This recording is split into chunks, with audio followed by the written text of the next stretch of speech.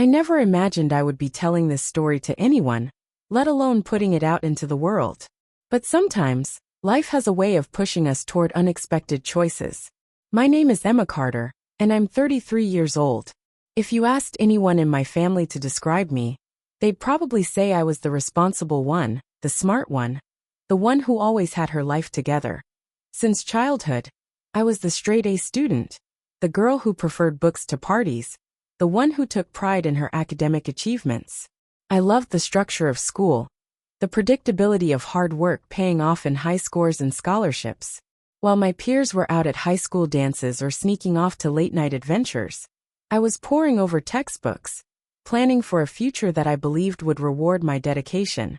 Then there was my younger sister Isabella, Bella, as everyone fondly called her. She was the opposite of me in almost every way. If I was quiet and studious, she was loud and carefree. If I was the responsible daughter, she was the one who tested limits, broke curfews, and somehow always got away with it. Our parents, Tom and Sarah Carter, seemed to adore her untamed spirit. "Oh, that's just Bella being Bella," they'd say whenever she came home late or flunked a class. They excused her behavior with an indulgent chuckle, brushing aside any consequences that I wasn't jealous. At least, not at first. I was too focused on my studies to care. But as I grew older, I began to see the glaring disparities in how we were treated. My achievements were met with nods of approval, while Bella's impulsive choices were met with laughter and affection. After high school, I graduated summa cum laude, then landed a prestigious job at a top consulting firm. My career became my identity, and with it came long hours, stress, and an increasingly unhealthy lifestyle. 14-hour workdays left little room for home-cooked meals or gym visits. Fast food became my convenience, my comfort, my habit. And Bella? She floated through life in a way only she could. Despite working part-time at a boutique that barely paid her bills, she always seemed to have the latest designer bags and outfits. Our parents often bailed her out financially, while I was expected to handle everything on my own family gatherings. Bella took pleasure in poking fun at my weight gain. "Another burger, Em?" she'd smirk. "You know they say you are what you eat." Our parents laughed along, never once telling her to stop. That I tried to ignore it. I told myself that it didn't matter what she thought. I was successful, independent, and had built a life on my own terms. So what if I didn't fit into society's standards of beauty? Then came the phone call that changed everything. It was a regular Tuesday evening, and I was settling in with my usual takeout dinner, when my phone lit up with Bella's name. "Emma, oh my God. You'll never believe it," she squealed. "Jack proposed. I'm getting married." I swallowed my annoyance and forced a smile. "That's great, Bella. Congratulations." "Thanks," she chirped. "And since you're my sister, I want you to help with the wedding planning. Well, mostly with the expenses, since you're doing so well and all." There it was, the real reason for her call, that I wanted to be happy for her. Despite everything, she was still my sister. Maybe this wedding would be an opportunity for us to bond, to rebuild our relationship. Little did I know, this wedding would change my life, but not in the way I expected. The weeks following Bella's engagement were a whirlwind, but not for me. My parents and sister dove headfirst into wedding planning, and my role quickly became clear: the financier. Every few days, I'd receive a text from Bella, or my mom asking for money. At first, they tried to disguise it with a friendly tone. "Em, the venue deposit is due soon. Bella really has her heart set on it, but you know how tight her budget is. Would you mind helping out? Sweetie, weddings are expensive, and family supports family. Could you send over some money for the dress?" I told myself this was normal. Weddings were expensive, and I could afford it. But as the months passed, the requests grew more frequent, and the amounts more outrageous. Then one night, I received a message from Bella that left me stunned. "By the way, you need to lose weight if you want to be at my wedding. I can't have a fat cow ruining my pictures." I stared at the screen, my fingers numb. For years, she had thrown insults at me, but this was a new level of cruelty. That I called my parents, expecting them to be horrified, expecting them to finally defend me. That I should have known better. "Well, honey," my mother said hesitantly, "it is her special day, and the photos do last forever." "Your mother's right," Dad added. Maybe this is the motivation you need to finally do something about your health. I felt like I had been punched in the gut. That night, I sat in my apartment, surrounded by the remnants of yet another takeout meal, and really looked at myself. Not just in the mirror, but my entire life. When had I started accepting this treatment as normal? The next morning, I made a decision that I booked an appointment with a psychologist, Dr. Sarah Chun. Her office was warm and inviting, a stark contrast to the cold, clinical setting I had expected. "Tell me why you're here, Emma," she said, studying me with kind eyes. And for the first time, I spilled everything. The family dynamics, Bella's cruelty, the financial exploitation, the way my parents had always dismissed my feelings. Dr.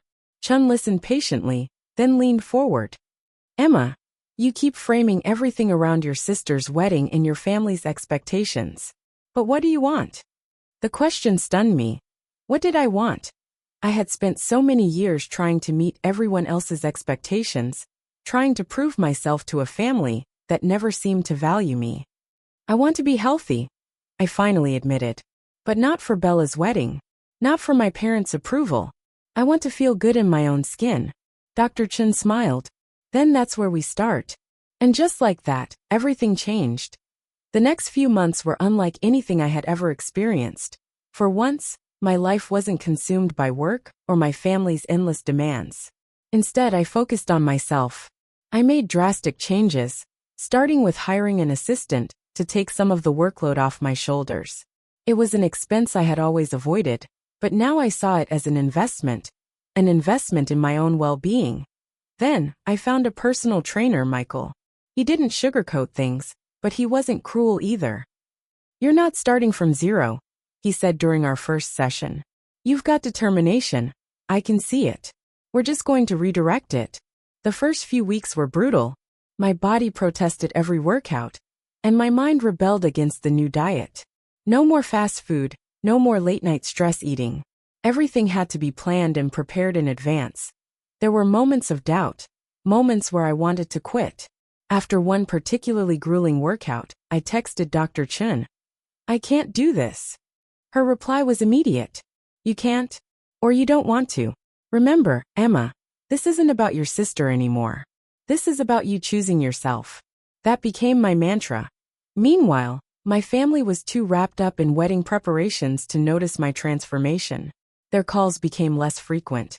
And when they did call, it was always about money. I started saying no. "I can't afford to contribute right now," I told them. "I have new expenses." "What expenses?" Bella scoffed.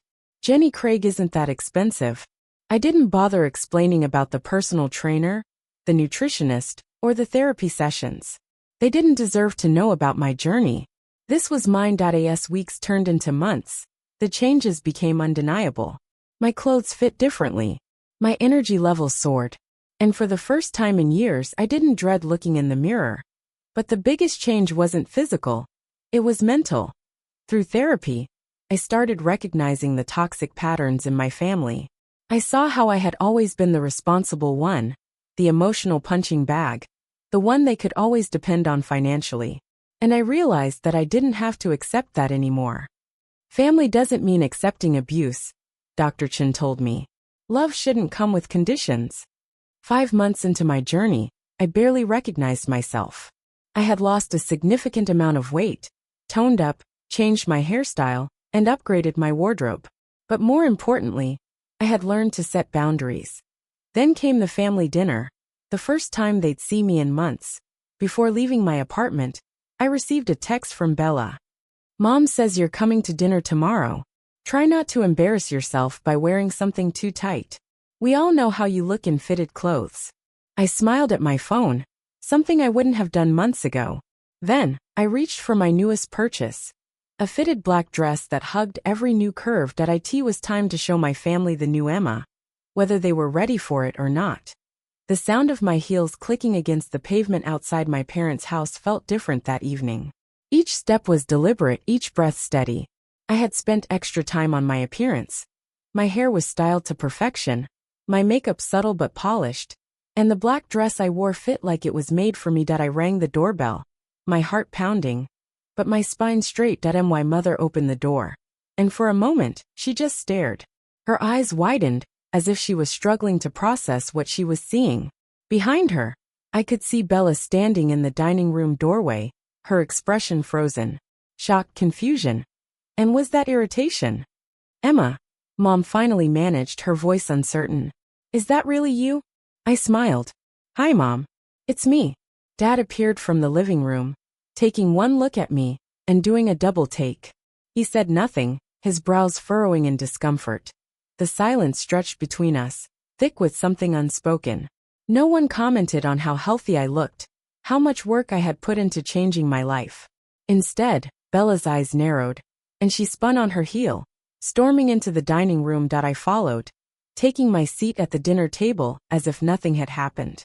The tension was suffocating. I served myself a modest portion of grilled chicken and salad, ignoring the bread basket and pasta dishes that would have been my downfall months ago.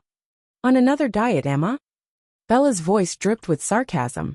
How long do you think this one will last? I chewed carefully, swallowing before answering. It's not a diet, Bella. It's a lifestyle change. She snorted, stabbing at her plate with unnecessary force. Right. Mom and Dad exchanged uneasy glances but said nothing.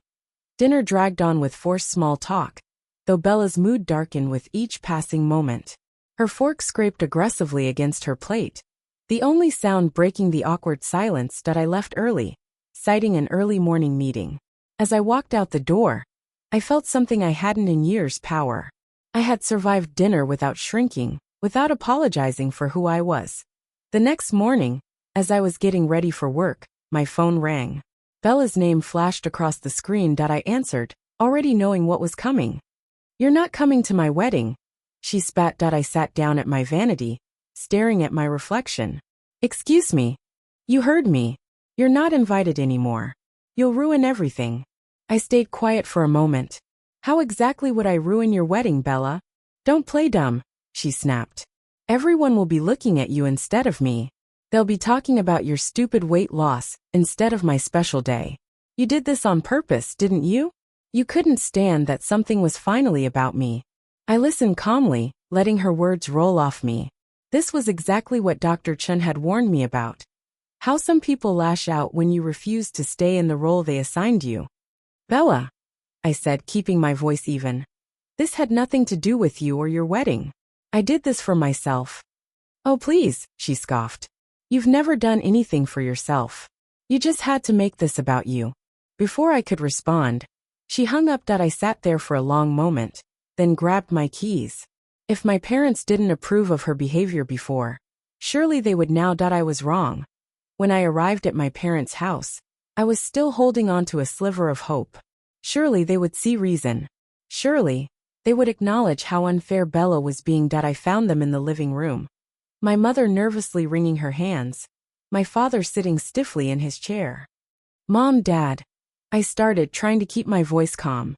Bella just uninvited me from her wedding. You see how ridiculous that is, right? Mom sighed, exchanging a glance with Dad. That glance told me everything I needed to know. Your sister has a point, Emma. Mom said finally. I blinked. A point? It's her special day, she continued. And well, you have to admit your transformation is distracting. I stared at her, barely able to process the words. Distracting? I repeated. I got healthy, Mom. How is that a problem? Dad cleared his throat. You know exactly what you're doing, Emma. This whole change. It's just another way for you to upstage your sister. I let out a short, humorless laugh. Upstage her? By getting in shape. Are you even listening to yourselves? Mom's voice hardened. Don't be naive. You'll probably try to find a husband at the wedding or, worse, you'll draw Jack's attention away from Bella. It's inappropriate, Emma. I felt like I had stepped into some kind of alternate reality. Are you seriously suggesting, I said slowly, that I lost weight and got healthy to steal Bella's fiancé? Mom lifted her chin. Why else would you do it now, right before her wedding? A heavy silence settled between us. Then Dad spoke, his voice firm. Look, we just need you to send your wedding gift through us. And for everyone's sake, maybe it's best if you stay away. That was it. The final straw. For years, I had ignored the favoritism, the manipulation, the emotional abuse. I had excused it, minimized it, convinced myself that this was just how families worked. But this was clarity. I laughed. Not out of humor, but out of sheer disbelief. You mean the thousands of dollars I've already given? The money you've been demanding for months? That gift? Emma, don't be dramatic. Mom huffed. I shook my head. No. I'm done. I'm done being your ATM. I'm done being Bella's punching bag. I'm done with all of it. I turned on my heel and walked out. Not bothering to look back. Yes, I drove home. Something shifted inside me. It was time to tell my story. That evening, I sat at my computer and began typing. I laid everything out. The years of emotional abuse, the financial exploitation, the wedding drama. I included screenshots of Bella's cruel messages, the texts demanding money, and her final decision to uninvite me. Before hitting post, I took a deep breath. This wasn't about revenge. This was about finally speaking my truth. And I wasn't prepared for what happened next. Within an hour of posting my story, my phone started buzzing nonstop. Notifications flooded in, comments, shares, messages. At first, I was hesitant to look, afraid of what I might see. But when I finally checked, I was overwhelmed. Thousands of strangers were commenting, supporting me, validating my experience in a way my own family never had. Your sister sounds toxic. You're better off without her. I went through something similar with my family. Standing up for yourself is the hardest, but the most important thing you can do. Then came Bella's comment. Nice creative writing, sis. Always making yourself the victim. Those messages are obviously fake, and you're just jealous of my happiness. Her friends quickly jumped to her defense, calling me attention-seeking and pathetic. Some even accused me of doctoring the screenshots.